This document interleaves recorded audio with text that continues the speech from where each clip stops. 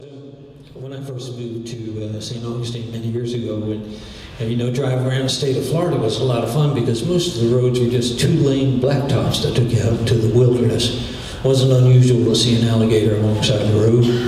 You'd see wild hogs, white flag of a deer, a yellowtail of a panther, black bears, old-time gospel revival tent, service stations back then, where you actually got service. Somebody would be wrestling alligators out back. They'd have rattlesnake pits, and if you're real courageous, you might even use a restroom. Find some exotic mushroom growing on the wall.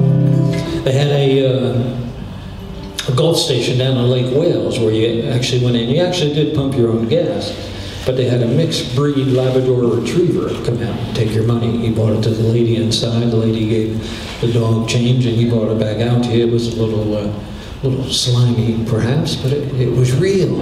It was real Florida. So I'm always looking for real Florida, and I found it. This wonderful old man by the name of William Ellis. When I first met him, he was already 90 years old. Had the ability to recall events in his past life with a clarity of mind much brighter than my own. I was less than half of his age when we first met. William Ellis, born and raised along Florida's wild and pristine Ocklawaha River back at a time when the automobile had not yet arrived. To Bill, the Ocklawaha was magical, mystical, holy. Told me it was created when a ribbon fell from God's hair. Bill's best friend, old Doc Ziegler, a man revered in Putnam County to this very day, is one of the very best can-do, will-do, old-timey physicians around. Bill liked to take Doc fishing on the Ocklawaha. He especially liked to take Doc underneath those low-hanging branches so he could reach up with an oar or bump a branch and get a water moccasin or two to fall out in the boat.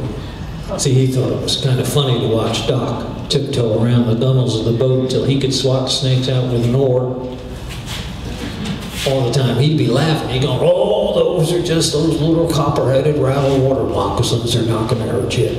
They bite you, they're just going to make you a little sick." And William Ellis worked his favorite fishing hole one morning, looks up on the bank, sees the biggest water moccasin he'd ever seen in his life, 8 feet long. Big around in the middle, it's the fattest part of your leg. So shiny it looked like it didn't have any scales. Bill said it had a real pretty blue color too. His first reaction was to draw his pistol. Cocked the hammer, got ready to squeeze off around when he thought, well, that snake ain't bothering nobody, it's just laying up there. So he uncocked the gun, returning to his holster, but he was still curious about that snake. So he reached down the bottom of the boat, picked up one of them real long cane poles, and he reached over and he poked that snake once or twice. The snake really didn't do that much. So with the tip of the cane pole, he ran it down the back of the snake. He did it once. Did it again. The third time he did it, the snake rolled over. He rubbed the belly of that snake. Now, when he went home that night, he could hardly sleep thinking about the curious events of the day. So the next day when he went back there, and every day thereafter, that snake would be laying up there in the bank. Bill would pick up the cane pole, he'd start rubbing its back, and roll over, he'd rub its belly. He did this each and every day, but folks, each day he got a little closer. A little closer, a little closer. Until one day, William Ellis could actually walk up to that snake and with his bare hands, rub the back of that snake until it rolled over, rub its belly. It wasn't long after that before he could hand feed it a brim shell cracker. I know. A story that conjures up a disbeliever or two. Let me set the record straight. Back around the last turn of the century, word was out you could catch 25-pound bass out of the Ocklawaha. A whole bunch of them Yankee boys came down to get in on the action. Who they hired to be their guide? William Ellis. Wasn't anybody knew that river any better than Bill. And Bill would float those good old boys past his favorite fishing hole. Snake be laying up there in the bank. He'd go, "Woo! Look at that giant water moccasin up there. I'll bet you boys $10 I can go up there and pet that snake with my bare hands."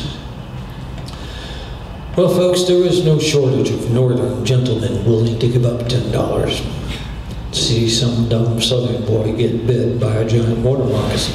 And some of those $10 bills are out there to this very day to verify the fact that William Ellis could indeed walk up to that snake, rub its back, rub its belly, that he could hand feed it with brim and shell cracker. It happened so often, all the local boys at Leon's bait and tackle shop started to refer to William Ellis as old $10 bill. And William Ellis believed God created this earth. Every plant, animal, man put here by God had the right to be here. Mankind had no right to interfere with the laws of God, the laws of nature. So one afternoon he's floating past his old favorite fishing hole. He looks up on the bank. He sees his old friend up there, but as he got closer, he felt the heaviness fall across his heart. And as he got closer and closer, why, he couldn't believe what he was seeing, because someone had walked up to that snake. Perhaps just the same way Bill had done so many times before, but instead of reaching down to rub its back, they blew its head off with a shotgun, leaving its remains to wither right there in that same sacred ground where one of God's beasts, one of God's men, had found such a remarkable friendship. Bill's body was riddled with emotion. He felt pain, anger, instantly contemplated revenge, but nobody ever came forward to accept responsibility for killing that snake. It was a long time before he wanted to go anywhere near that place again. One day he got the stranger's call, and as he drifted that old paint flake skiff of his past the spot where his friend used to lay, he looked up there and he saw 12 small water moccasins, each about 2.5 feet long, laying right there, that very same place. So he eased the boat over to the bank as close as he cared to get, silently slipped the anchor into the water. Lehmann reached into the bottom of the boat and picked up one of those long cane poles. And to his amazement, he was able to rub the backs of each one of those little water moccasins. Each one of those little water moccasins rolled over. William Ellis was astonished. He put the cane pole back in the bottom of the boat, started pulling the anchor. It got snagged on something. There, attached to the anchor, body of a man so badly decomposed he couldn't tell who it was. But he sure could tell that the man's body was covered with the bites of small water moccasins. Still clenched in the man's right hand was a chrome-plated double-barrel 12-gauge shotgun. William Ellis just cut the anchor loose.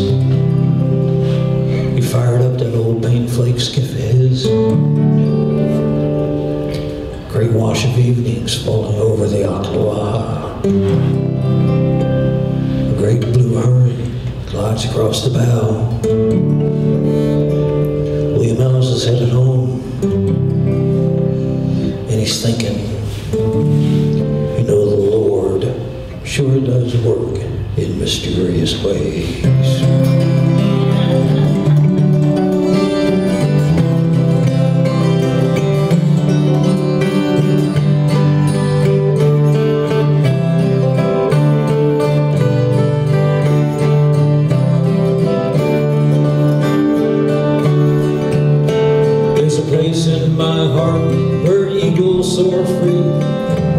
Swing beneath tall cypress trees, where bull gators bellow, wild panthers squall, magnolias shed their blossoms in a fragrant waterfall,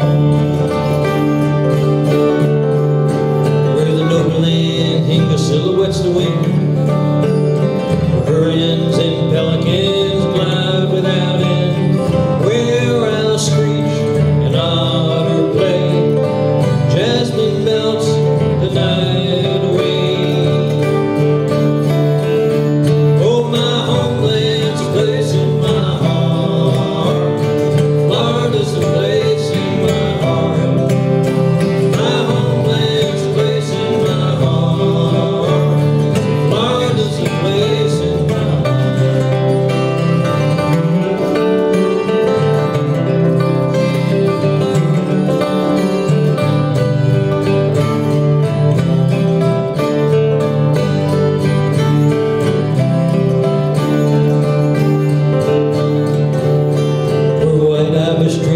above high water oaks, where garlands of moss fall like fingers of smoke, where healing waters bubble from unfathomable depths, while schools of fish swim the rhythms of the walls, where the sea unrolls its magic and the osprey makes its plunge, where running sands dance and twirl before the setting of the sun. This exhilaration of wilderness creates a pounding in my heart. Florida's a place in my heart. Oh, my